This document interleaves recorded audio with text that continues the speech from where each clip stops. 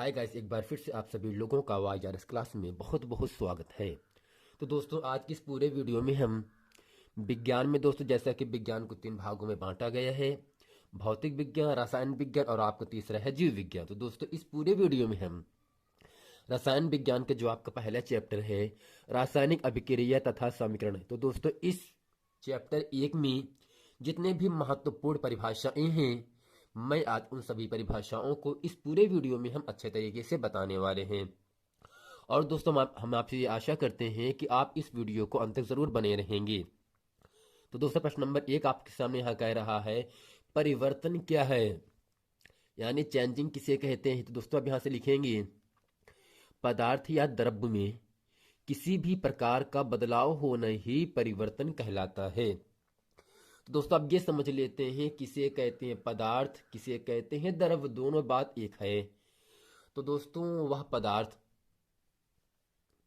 तो दोस्तों यहाँ से पदार्थ वह वस्तु है जो स्थान घेरता है, जिसमें द्रव्यमान यानी भार वजन होता है, जिसका अनुभव प्रत्यक्ष या अप्रत्यक्ष रूप से कर सकते हैं, पदार्थ कहलाता है। यानी दोस्तों, पदार्थ वह वस्तु है जो स्थान घेरता है, जिसमें द्रव्यमान यानी भार वजन होता है, जिसका अनुभव प्रत्यक्ष या अप्रत्यक्ष रूप से कर सकते हैं, पदार्थ कहलाता है। जैसे आपके सामने यहाँ पर पेन रखा गया है, पेन को हम चाहे जहां पे रखेंगे ये उतना स्थान ग्रहण कर लेगा, और स्थान ग्रहण करने के साथ साथ ही इसका कुछ न कुछ भार वजन होगा। तो दोस्तों, पदार्थ वह वस्तु होता है जो स्थान घेरता है, जिसमें द्रव्यमान होता है, जिसका अनुभव प्रत्यक्ष या अप्रत्यक्ष रूप से कर सकते हैं, पदार्थ कहलाता है या द्रव्य कहलाता है। अब दोस्तों, परिवर्तन निम्नलिखित 2 प्रकार के होते हैं। क्या दोस्तों, जो आपका परिवर्तन होता है, यानी पदार्थ या द्रव्य में किसी भी प्रकार का परिवर्तन होना ही दोस्तों क्या होगा, आपका परिवर्तन कहलाएगा। तो परिवर्तन निम्नलिखित 2 प्रकार के होते हैं। पहला क्या होगा, आपका भौतिक परिवर्तन, दूसरा होता है आपका रासायनिक परिवर्तन। अब दोस्तों, हेडिंग करते हैं भौतिक परिवर्तन। इसमें लिखेंगे, ऐसा परिवर्तन जिसमें उस पदार्थ का संगठन, आणविक संरचना नहीं बदलता, भौतिक परिवर्तन कहलाता है। भौतिक परिवर्तन में किसी पदार्थ की उपस्थिति से वह कुछ समय के लिए अपना लक्षण खो देता है, लेकिन उस पदार्थ के हटते ही वह अपनी मूल अवस्था में आ जाता है। तो दोस्तों, कहने का मतलब इतना है, ऐसा परिवर्तन जिसका एक बार प्रयोग करने पर दोबारा प्रयोग कर सकते हैं, वही दोस्तों होता है आपका भौतिक परिवर्तन होता है।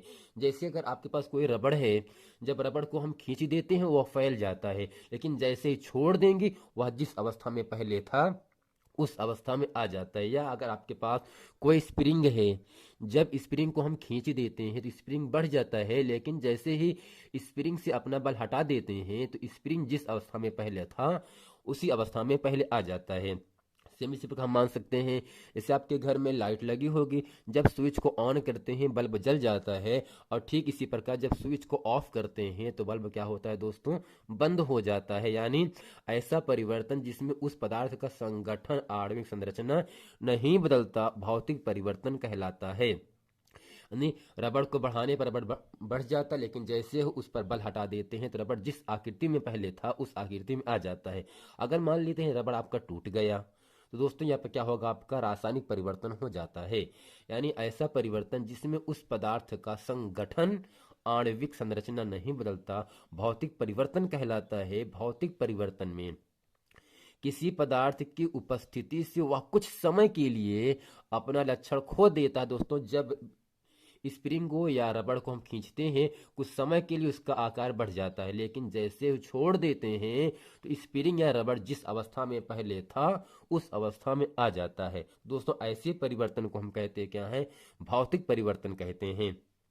लेकिन उस पदार्थ के हटते ही, अर्थात उस पर बल हटाने से वह अपनी मूल अवस्था में आ जाता है, अर्थात जिस अवस्था में पहले था उस अवस्था में आ जाता है। पदार्थ में ऐसी परिवर्तन को हम दोस्तों कहते हैं क्या है, भौतिक परिवर्तन कहते हैं। अब दोस्तों, दूसरा यहाँ से आ जाता है रासायनिक परिवर्तन। क्या दोस्तों आता है आपका रासायनिक परिवर्तन, इसमें समझ लेते हैं, ऐसा परिवर्तन जिसमें किसी पदार्थ के अणुओं का रासायनिक संगठन, आणविक संरचना बदल जाती है, उसे रासायनिक परिवर्तन कहते हैं। जैसे लोहे में जंग लगना, दूध से दही बनना या खराब होना। अर्थात दोस्तों जब लोहे को नमी की उपस्थिति में हम रखते हैं तो लोहे में जंग लग जाता है, अर्थात लोहे में जंग लगना ही एक आपका रासायनिक परिवर्तन है। और दोस्तों दूध से दही बनता है, ये भी आपका रासायनिक परिवर्तन है, लेकिन दोस्तों दही से दूध नहीं बनेगा। अगर दोस्तों दूध से दही बन जा रहा है और दही से दूध बन जा रहा है तो ये अपना स्थान चेंज कर दिया, अर्थात ये क्या हो जाएगा आपका भौतिक परिवर्तन। लेकिन यहां से अगर दूध से दही बन रहा है, दही से अगर दूध ना बने, तब दोस्तों क्या होगा, यहां से आपका रासायनिक परिवर्तन होता है। या दोस्तों भोजन का खराब होना, ये भी दोस्तों क्या होगा, आपका रासायनिक परिवर्तन होता है। जब भोजन खराब हो जाता है, जब खाना खराब हो जाता है तो उसे हम सही नहीं कर सकते हैं। कि सही कर सकते हैं दोस्तों? नहीं सही करते हैं ना।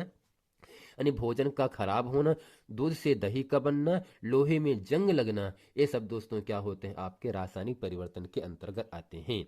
यानी जिस पदार्थ को एक बार प्रयोग करने के बाद दोबारा प्रयोग ना कर सकें, वही दोस्तों क्या होगा, आपका रासायनिक परिवर्तन के अंतर्गत आता है। जब दोस्तों लोहे में जंग लग जाता है तो कुछ समय के लोहे का भार बढ़ जाता है, लेकिन जंग हटते ही लोहे का भार पहले की तुलना में कुछ कम हो जाता है। आपसे एक क्वेश्चन बन सकता है, जब लोहे में जंग लगता है तो क्या उसका भार बढ़ता है? तो आपको उत्तर क्या होना चाहिए, जब लोहे में जंग लगता है कुछ समय के लिए लोहे का भार बढ़ जाता है, लेकिन जंग को हटते ही लोहे के भार में कमी आ जाती है। अर्थात दोस्तों लोहे में जंग लगना एक आपके रासायनिक परिवर्तन है। यह दोस्तों नमी की उपस्थिति की वजह से लोहे में जंग लगता है। अब दोस्तों अगला हेडिंग आपके सामने आता है, यहां से है रासायनिक अभिक्रिया। दोस्तों हेडिंग क्या है, रासायनिक अभिक्रिया है। इसमें लिखेंगे दो या दो से अधिक परमाणुओं या अभिकारकों को एक निश्चित अनुपात में मिलाने पर एक नया उत्पाद बनता है। बनने वाला उत्पाद ही यौगिक कहलाता है और यह क्रिया रासायनिक क्रिया कहलाती है। तो दोस्तों यहाँ पर क्या हुआ, दो या दो से अधिक परमाणुओं या अभिकारकों को एक निश्चित अनुपात में मिलाने पर, ऐसा नहीं कि वो ज्यादा है वो कम, यानी दोनों का जो अनुपात होना चाहिए, जो भी अभिकारक दो हैं या दो से ज्यादा हैं, उनका जो निश्चित अनुपात होना चाहिए वो दोस्तों बराबर होना चाहिए। अगर बराबर बराबर होने के साथ जो बनता है तीर की दाईं तरफ, उसे दोस्तों हम कहते हैं क्या है, उत्पाद कहते हैं। क्या कहते हैं? उत्पाद कहते हैं। और तीर के पहले जो भी बनता है, जैसे यहाँ पर N2 का मतलब नाइट्रोजन है और H2 का मतलब हाइड्रोजन है, यानी जब नाइट्रोजन की क्रिया हाइड्रोजन से करा देते हैं तब दोस्तों बनता है क्या, NH3 बन जाता है, जिसे दोस्तों कहते हैं अमोनिया। और दोस्तों तीर के पहले जो N2H2 लिखा है इसे कहते हैं अभिकारक। क्या कहते हैं दोस्तों? अभिकारक कहा जाता है। तीर के बाद जो उत्पाद बनता है उसे कहते हैं यौगिक कहेंगे या उत्पाद कहेंगे। तो दोस्तों कहने का मतलब इतना हुआ, जब दो या दो से अधिक पदार्थों या अणुओं को किसी एक निश्चित अनुपात में मिलाया जाता है तो मिलाने पर जो एक नया उत्पाद बनेगा, इस दोस्तों उत्पाद को हम क्या कहते हैं, यौगिक कहते हैं। और यह जो क्रिया होता है इसे दोस्तों हम रासायनिक क्रिया कहते हैं। जैसे लोहे में जंग लगना, डीजल पेट्रोल का जलना आदि, ये सब दोस्तों क्या होते हैं, आपके रासायनिक परिवर्तन होते हैं। जब दोस्तों डीजल खत्म हो जाता है, पेट्रोल जल जाता है, तो क्या उसको पुनः प्राप्त कर सकते हैं? नहीं। यानी डीजल पेट्रोल मिट्टी का तेल का जलना, इन सभी ईंधन को हम पुनः प्राप्त नहीं कर सकते हैं। और दोस्तों प्राप्त करने के लिए हमें काफी समय लगता है, इसलिए दोस्तों ये सब क्या होगा, आपका रासायनिक अभिक्रिया होता है। अब दोस्तों हेडिंग यहाँ से आपके सामने आता है, रासायनिक समीकरण आता है। इसमें दोस्तों लिखते हैं, समझते हैं, रासायनिक अभिक्रियाओं को, यानी इस पूरी क्रिया में रासायनिक अभिक्रियाओं को उनकी प्रतीकों और अणुसूत्र के माध्यम से प्रकट करने पर जो समीकरण प्राप्त होता है उसी रासायनिक समीकरण कहते हैं। यानी दोस्तों यह दोस्तों आपका रासायनिक अभिक्रिया हो गया। अब दोस्तों इन अभिक्रियाओं को जिन प्रतीकों को द्वारा हम प्रकट करते हैं, जैसे यहाँ पर N2 का मतलब नाइट्रोजन है, H2 का मतलब हाइड्रोजन है, जिन प्रतीकों के द्वारा हम इसको प्रकट करते हैं, ये दोस्तों क्या होता है, आपका रासायनिक समीकरण होता है।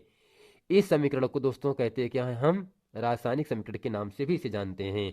यानी रासायनिक अभिक्रियाओं को उनके प्रतीकों और अणुसूत्र, दो यहाँ पर है ना, अणुसूत्र के माध्यम से प्रकट करने पर जो समीकरण प्राप्त होता है उसे रासायनिक समीकरण कहते हैं।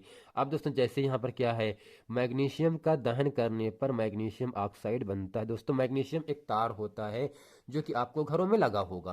यानी दोस्तों जब मैग्नीशियम की क्रिया हम ऑक्सीजन से करा देते हैं तब प्राप्त होता है MgO, जिसे दोस्तों कहते हैं मैग्नीशियम ऑक्साइड कहते हैं। और दोस्तों जब C का मतलब कार्बन होता है, जब कार्बन की क्रिया दोस्तों O2 का मतलब होता है ऑक्सीजन, जब कार्बन की क्रिया ऑक्सीजन से कराते हैं तब दोस्तों बनता है क्या है, CO2, जिसे कहते हैं कार्बन डाइऑक्साइड। अर्थात जब लकड़ी जलती है दोस्तों धुआं निकलता है, वही धुआं का निकलना ही दोस्तों क्या होगा, आपका कार्बन डाइऑक्साइड होता है। और दोस्तों कोई भी वस्तु कब जलता है, वह जलता दोस्तों है वायु की उपस्थिति में। अगर वायु है तभी कोई वस्तु जलेगा, अगर वायु नहीं है तब कोई भी वस्तु जलेगी नहीं। यानी सभी वस्तुएं वायु की उपस्थिति में जलता है। और दोस्तों लोहे में जो जंग लगता है वह नमी की उपस्थिति की वजह से जंग लगता है। तो दोस्तों कहने का मतलब हुआ इस पूरे वीडियो में आपने क्या क्या सीखा, परिवर्तन किसे कहते हैं, भौतिक परिवर्तन किसे कहते हैं, और परिवर्तन कितने प्रकार का होता है, रासायनिक परिवर्तन क्या है, रासायनिक अभिक्रिया क्या है, और रासायनिक समीकरण क्या है। इस पूरे प्रश्न को अच्छी तरीके से आप लोग समझ गए होंगे। यानी दोस्तों जो आपका भौतिक परिवर्तन होगा ऐसा परिवर्तन जिसमें उस पदार्थ का संगठन आणविक संरचना नहीं बदलता, भौतिक परिवर्तन कहलाता है। आपको मैंने बताया था अगर एक रबड़ को ले लेते हैं, रबड़ को खींचने पर उसका आकार बढ़ जाता है, लेकिन जैसे ही रबड़ से अपना बल हटा देते हैं, ताकत हटा देते हैं, तो रबड़ जिस अवस्था में पहले था उस अवस्था में आ जाता है।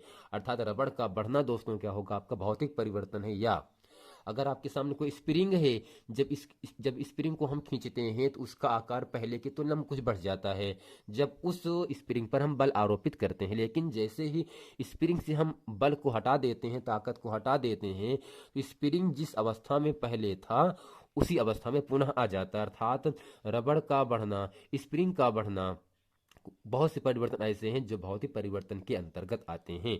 और दोस्तों ऐसा परिवर्तन जिसमें किसी पदार्थ के अणुओं का रासायनिक संगठन, आणविक संरचना नहीं बदल जाता है, उसे दोस्तों कहते हैं क्या है, रासायनिक परिवर्तन कहते हैं। जैसे लोहे में जंग लगना, जब दोस्तों लोहे में जंग लग जाता है तो उसका भार कुछ समय के लिए बढ़ जाता है, लेकिन जब जंग हट जाता है तो लोहे का भार जो होता है, वजन क्या होता है, पहले की तुलना में कुछ कम हो जाता है। अर्थात लोहे में जंग लगना एक आपका रासायनिक परिवर्तन है। दूध से दही बनना भी दोस्तों क्या होगा, एक आपका रासायनिक परिवर्तन है, क्योंकि जब दूध से दही बन जाता है तो दही से दूध नहीं बना सकते हैं हम।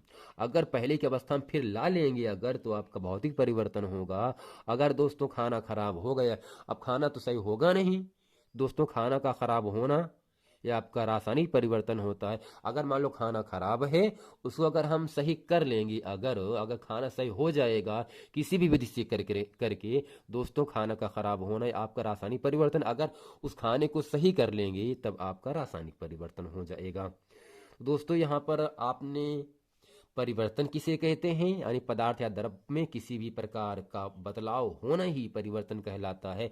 यह आपका दो प्रकार का होता है, भौतिक परिवर्तन और रासायनिक परिवर्तन। तो दोस्तों भौतिक परिवर्तन, रासायनिक परिवर्तन, ये बहुत ही महत्वपूर्ण प्रश्न है, ये एग्जाम में आ सकते हैं। तो दोस्तों आशा करते हैं इस पूरे वीडियो में रासायनिक समीकरण, रासायनिक अभिक्रिया, रासायनिक परिवर्तन, भौतिक परिवर्तन, परिवर्तन किसे कहते हैं, इन सभी महत्वपूर्ण परिभाषाओं को आपने अच्छे तरीके से समझ लिया। तो दोस्तों आशा करते हैं ये पूरा प्रश्न वीडियो आप लोगों को समझ में आ गया होगा। मिलते हैं फिर नेक्स्ट वीडियो में, तब तक के लिए थैंक यू।